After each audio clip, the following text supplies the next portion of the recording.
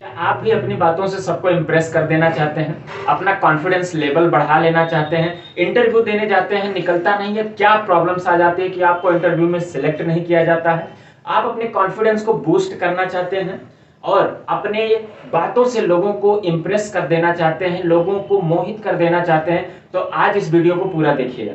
अगर आप स्टूडेंट हैं, अपनी कम्युनिकेशन स्किल को सुधारना चाहते हैं तो इस वीडियो को पूरा देखिएगा। अगर आप बिजनेसमैन हैं, आपके और कस्टमर के बीच के तालमेल को बहुत अच्छा करना चाहते हैं तो आज इस वीडियो को पूरा देखिएगा। आज आपके अंदर मैं वो पर्सनालिटी डेवलपमेंट की चीज और कम्युनिकेशन स्किल की वो चीज लेकर आया हूं जिससे आपके लाइफ में बहुत बड़ा चेंजेस आने वाला है। देखिए, सबसे बड़ी चीज क्या होती है कि लोग जो है कम्युनिकेशन स्किल बहुत अच्छा नहीं कर पाते हैं। पर्सनालिटी डेवलपमेंट दिखने में जितनी अच्छी होती है, बातों में उतनी अच्छी नहीं होती। तो आज मैं आपको वो सारी चीजें बताने जा रहा हूं जिससे आप अपना कॉन्फिडेंस लेवल बढ़ा पाएंगे, इंटरव्यू क्रैक कर पाएंगे, आपका अपना कॉन्फिडेंस लेवल बूस्ट हो जाएगा, साथ में लोगों के ऊपर आपके बातों का इंप्रेशन पड़ जाएगा। आप वो एक बात सुनी होगी कि first impression is the last impression. आज वो लास्ट इंप्रेशन आपका जिंदगी भर के लिए फर्स्ट इंप्रेशन बनने वाला है। फिर कभी भी इस वीडियो के बाद में कभी भी आपको जरूरत ही नहीं पड़ेगा किसी और तरीके की कम्युनिकेशन स्किल वीडियो देखने की। मैं ब्रिजेश, कैरियर काउंसलर और बिजनेस कंसल्टेंट, आज आपको इस वीडियो में इन सारी चीज की पूरी जानकारी देने वाला हूं। देखिए, सबसे पहली चीज क्या आती है? इंफॉर्मेशन। इंफॉर्मेशन किस चीज के बारे में? अगर आप इंटरव्यू देने जा रहे हैं तो आपके बारे में, कंपनी के बारे में, आप कहां से बिलोंग करते हैं उसके बारे में, आपके जन्म के बारे में, बहुत सारी चीज, आपके पर्सनल, पैशन, लाइफ, हर चीज के बारे में जानकारी होना बहुत जरूरी है। आपका एजुकेशन क्या है उसके बारे में जानकारी होना, हर चीज के बारे में आपको जानकारी होना बहुत जरूरी है। जानकारी ही वो एक ऐसी चीज है जो आपके स्किल को और बूस्ट करती है, आपकी बातों को और निखार के सामने लेकर आती है। जब आपके अंदर इंफॉर्मेशन होता है बहुत सारी चीजों का, तो आप किसी भी चीज को कॉन्फिडेंट तरीके से बोल पाते हैं, अपनी बातों को किसी के भी सामने रख पाते हैं।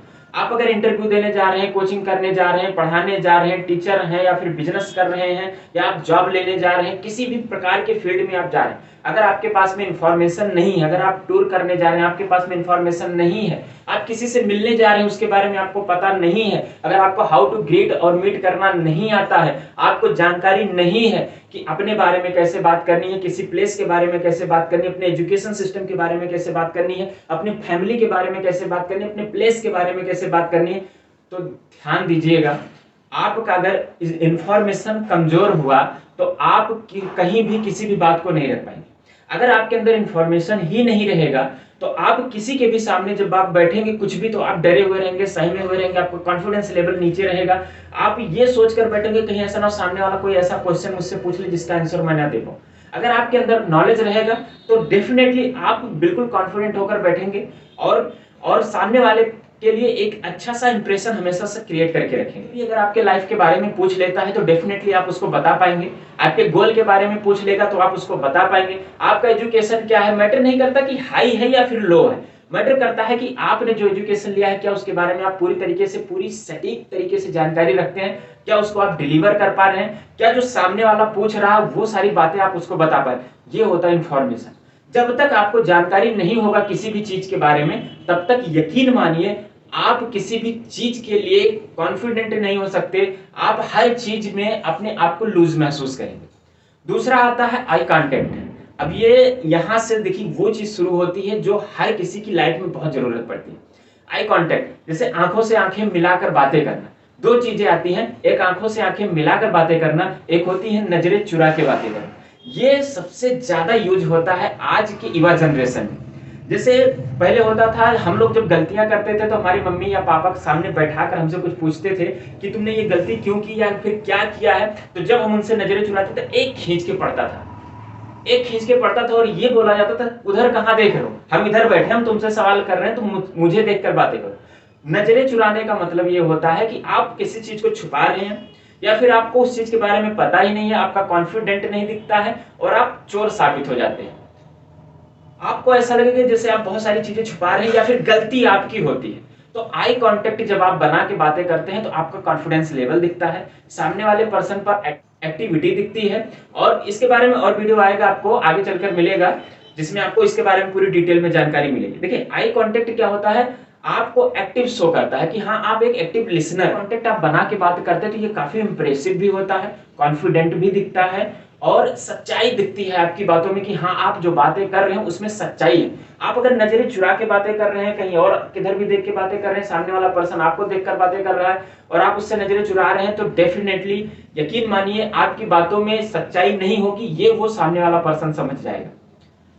देखिए ये सारी चीजें जो सबसे ज्यादा अब कहाँ से यूज होती है, जैसे गर्लफ्रेंड बॉयफ्रेंड आज के टाइम पे हैं, तो क्या होता है जब भी गर्लफ्रेंड कोई बात पूछती तो हमेशा बॉयफ्रेंड को वो देखती है कि कहीं मुझसे नजरें चुरा के तो नहीं बातें कर रहा है, और जब नजरें चुरा के बातें करती तो वहीं पर बहस हो जाता है।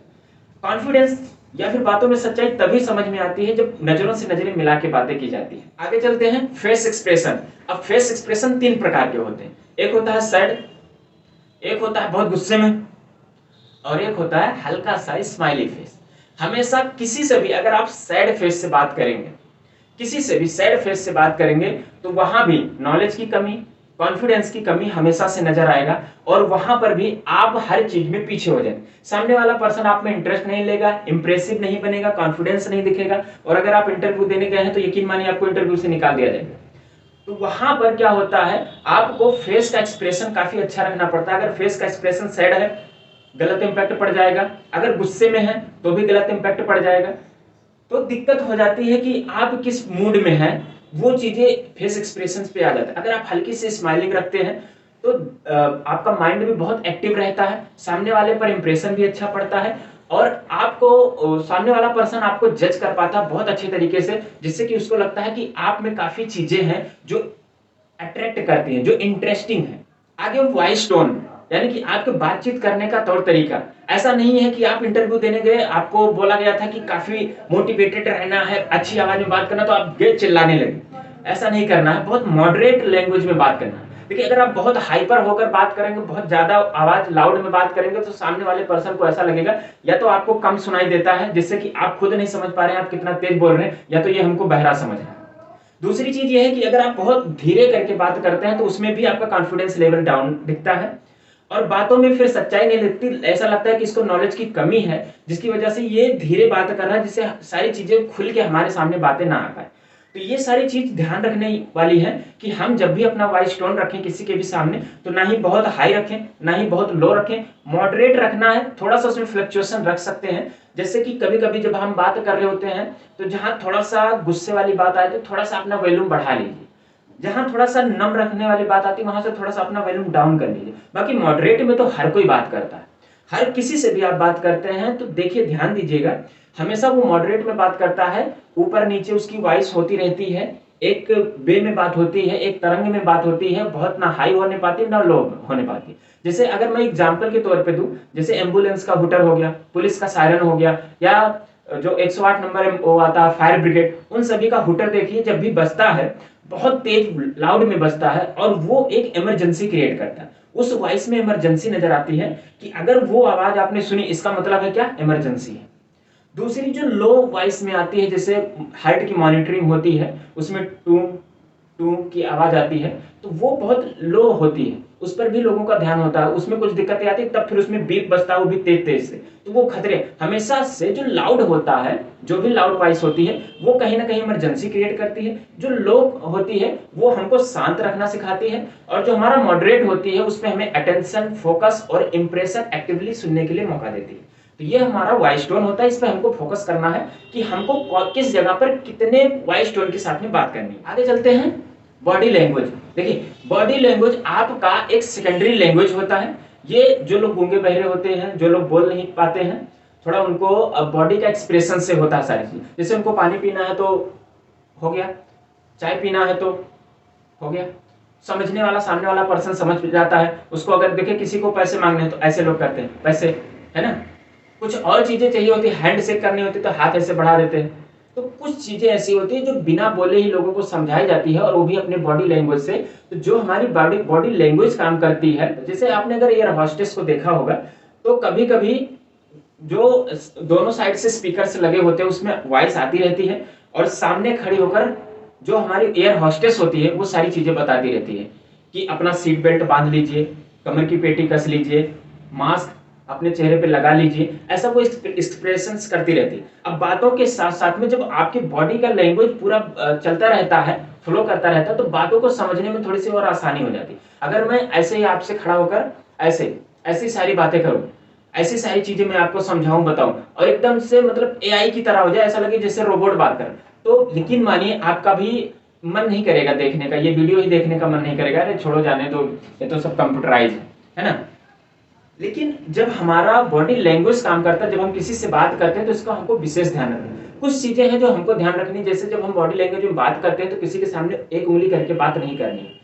कोशिश करना है हम अपनी बॉडी लैंग्वेज को जितना मॉडरेट कर सकते हैं कर सकते हैं। ऐसा नहीं कि बहुत ज्यादा हाथ पाँव फेंकना है या फिर बहुत ज्यादा बॉडी को मूव कराना है, ऐसा भी नहीं करना है।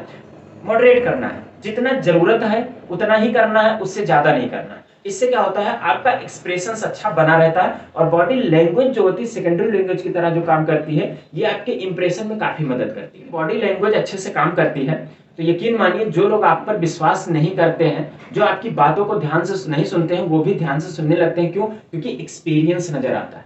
कोई भी जब बॉडी लैंग्वेज से बात करता है तो उसका एक्सपीरियंस नजर आता है, ऐसा लगता है कि इसके पास में बहुत अच्छा एक्सपीरियंस है, जिसकी वजह से अब इसको सुनना चाहिए, इसको समझना चाहिए, और इसके जो पर्सनालिटी है उसमें एक बहुत इंप्रेसिव चीज है।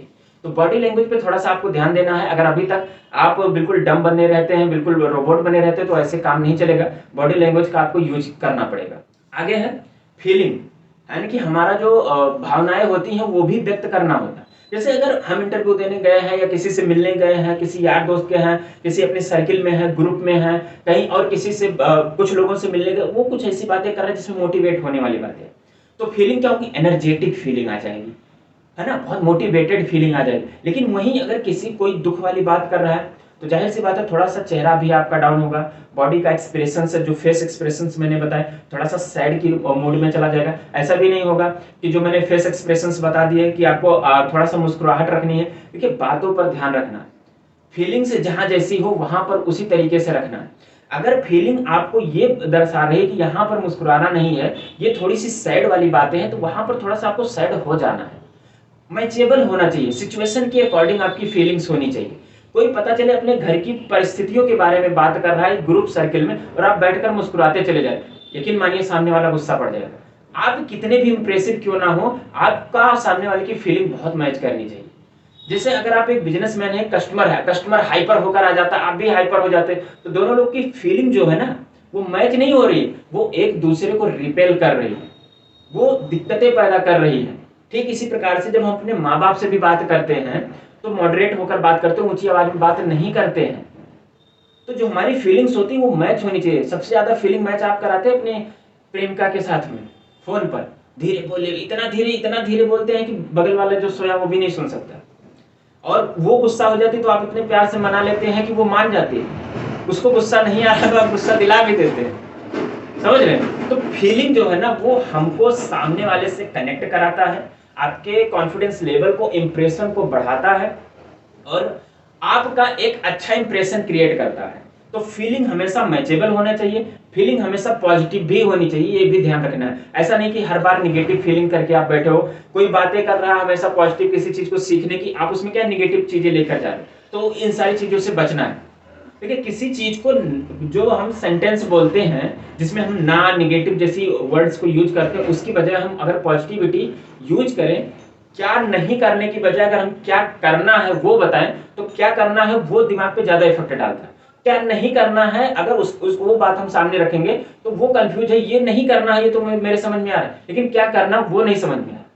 तो फीलिंग जो है, फीलिंग्स ट्रांसफर की जाती है कि आप तो समझ रहे हैं, आप सारी चीजें जानते हैं कि हमको ये चीज करना, लेकिन सामने वाले को नहीं पता है ना, तो इसकी वजह से आपके उसके बीच में थोड़ी सी गैप हो जाती है। उसी गैप को मेंटेन करना है इसलिए ताकि आपके उसके बीच में एक अच्छा रिलेशनशिप बॉन्डिंग बन सके, आप सामने वाले पर अच्छा इंप्रेशन क्रिएट कर सके। अगर आप बिजनेसमैन है तो कस्टमर के साथ में आपका रिलेशन अच्छा बन सके।